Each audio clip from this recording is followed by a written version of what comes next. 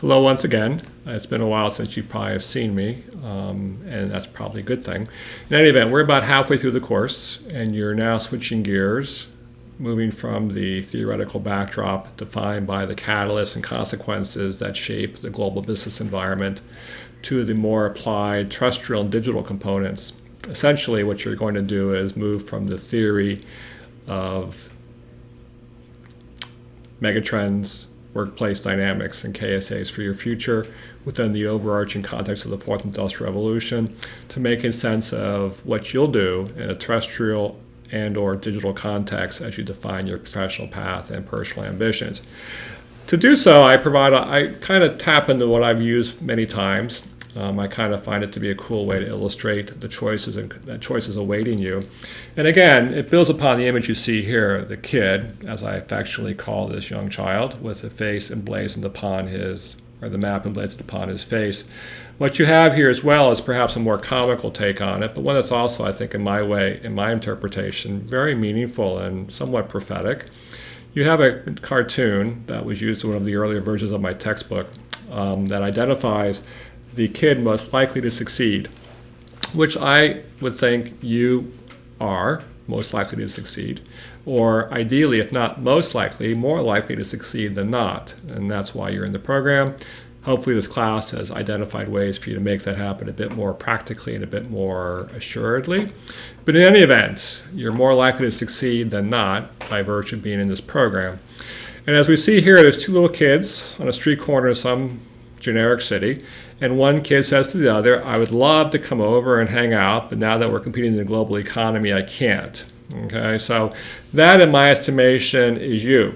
Essentially, you're the kid who's come to the realization that you would love to just hang out and do nothing or kill time or binge watch another Netflix series of some sort, but you realize that you really can't.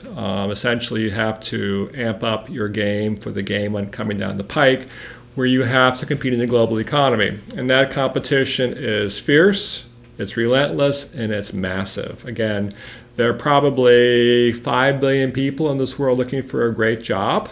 Many have found it, but far many more have not. But they're not going to give up. They're going to keep on looking and finding ways to make it happen in order to maintain either body and soul or to optimize prosperity and peace. Whatever the motivation, it's a compelling motivation.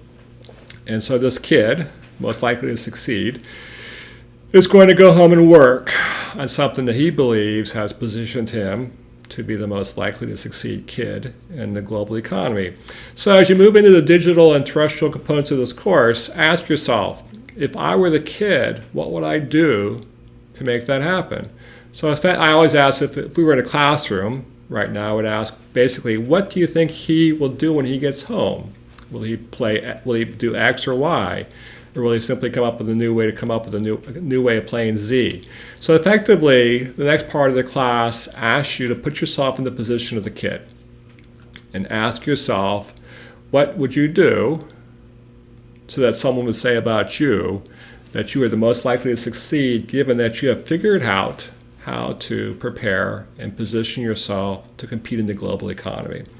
That's a bit simple, I concede, about making sense of the situation, but you have a choice in front of you. You have a choice to either play terrestrially, which highly emphasizes linguistics and locations as critical variables of success. Okay, so you're going to say, I want to work in country X or region Y.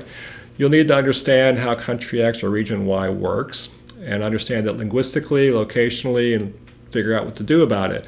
Location, of course, is a pretty simple word with a lot of different meanings. It runs the range from culture to politics to law to economics to trade to institutions to government and so forth and so on. Your choice to operate terrestrially makes your choice to play in a game that has lots of different contextual variables that are unique to particular locations. And so you'll have to study how to do so if you in fact wish to play terrestrially. Alternatively, if you opt to play digitally, and that would be a choice that emphasizes you want to play in a different zone, namely the zone of the internet, for lack of a better term, a very cybernetic, cyber-physical domain where things are different than the terrestrial structure. You'll have to master a different set of skills, learn a different set of knowledge, and improve on a different set of abilities. So for example, And terrestrial location and language matters quite dramatically. In the internet, they don't matter much at all. Location is wherever you happen to be as long as you're connected to the grid. And language increasingly becomes less and less important in conventional terms. So, for example, learning French is a wonderful ambition, but to communicate on the internet, you don't necessarily need to speak much French. Okay? Even consequently, there's a growing awareness that language may not be a traditional language such as French or German or Brazilian or Chinese, but maybe Python or Java or C++, or even going back to the old days, COBOL and Fortran, which is the language of the internet. Okay? So consequently, your choice where you wish to play will determine your interpretation of your objectives, as well as your strategy, and as well as your action plan. And ideally, you'll return, so inclined, I would encourage you to do this, to rethink your vision as well as clarify your mission, given the insights you develop regarding your positioning, whether you wish to play terrestrially and or digitally. And I emphasize the notion of and or. Neither one's utterly distinct from the other, but there is one of the two anchors your interpretation. So you can try to do both simultaneously and do them well. That's a very hard challenge that would require a lot of time. It would probably put the kid we see in front of us here to the max test. Ideally, alternatively, you would choose to anchor yourself in one dimension and make that dimension the way you interpret your world. So for example, personal aside, I've been in this game now teaching for about 35 years. And I've seen more change in the past 5 than I saw in the previous 30 with what I do, is what my job involves. So 10 years ago, the idea of having online education and me talking to a camera and communicating to people wherever they happen to be on the grid would have been basically grounds for delusion or simply speculative nonsense that people would laugh out down the hallway. Now today, it's just part of what we do. And we don't even think twice about it any longer. It's just basically I'm in a room by myself talking to a camera, hoping it has some impact for people out in the real world who are actually now tied in cybernetically. And so consequently, my workplace changed dramatically. And I'm trying to keep up with it the best I can. And the scary part for me is, as I rethink my vision, which was to be an educator and to be able to find a way to think differently than other folks, I have to find a way to think differently in a world that's changing very rapidly with a different set of worlds that I don't really understand sometimes, but I know are going to change the way I conceptualize my activities. So again, 10 years ago, what we're doing today was simply fanciful speculation. But here it is today, simply run-of-the-mill, customary, ordinary activities. If I take that trend out for the next 10 years, I really have no idea what I will be doing in 10 years. Given the degree of change in the past 10.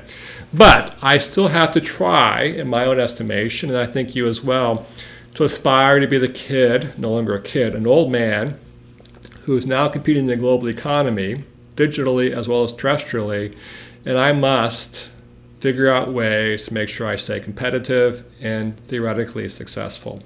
So, your vision and your mission are done, and you think you probably have wrapped them up, and you probably have to a large degree. And I provided some insights in my review of your vision and mission a couple of weeks ago. In any event, as you move through the last part of the class, as you engage terrestrial and digital components, keep in mind that they have different prerequisites and different consequences and different choices. And as you work your way through those, you're going to want to perhaps go back and reset your vision or perhaps fine-tune your mission to reflect your enhanced understanding of what the opportunities that are available to you.